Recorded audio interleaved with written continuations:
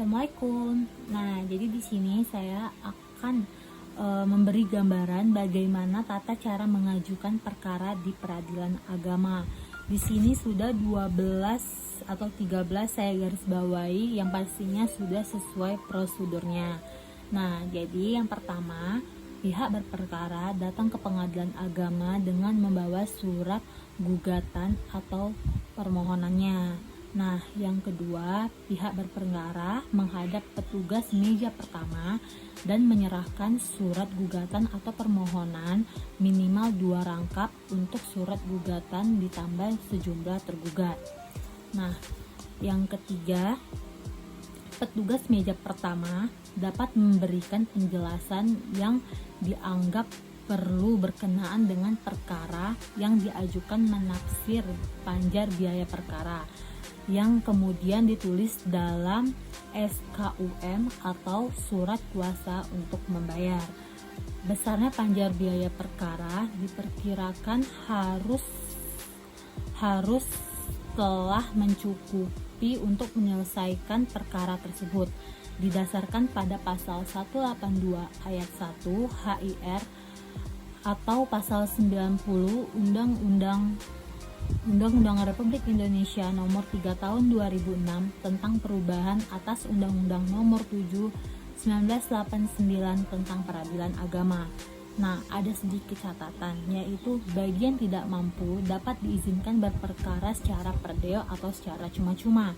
Ketidakmampuan tersebut dibuktikan dengan melampirkan surat keterangan dari lurah atau kepala desa setempat yang dilegalisasikan oleh camat. Bagi yang tidak mampu, maka panjar biaya perkara ditaksir dengan Rp0, ditulis dalam surat kuasanya atau dalam surat SKUM-nya didasarkan pada pasal 279281 RBG. Dalam tingkat pertama, para pihak yang tidak mampu atau berperkara secara predeo, perkara secara predeo ini ditulis dalam surat gugatan atau permohonan bersama-sama menjadi satu dengan gugatan perkara. Dalam posita, surat gugatan atau permohonan tersebut alasan penggugat atau pemohon untuk berperkara secara predeo dan dalam petitumnya. Lalu selanjutnya yang keempat, petugas meja pertama menyerahkan kembali surat gugatan atau permohonan kepada pihak berperkara, disertai dengan SKUM-nya dalam rangkap 3.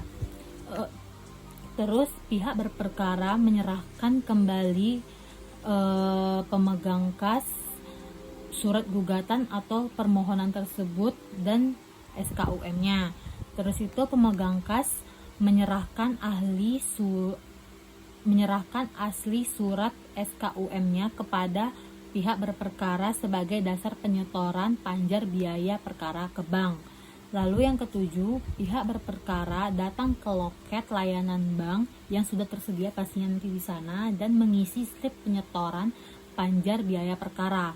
Pengisian data slip bank tersebut sesuai dengan surat kuasa untuk membayar atau SKUM-nya, seperti nomor urut dan besarnya biaya penyetoran.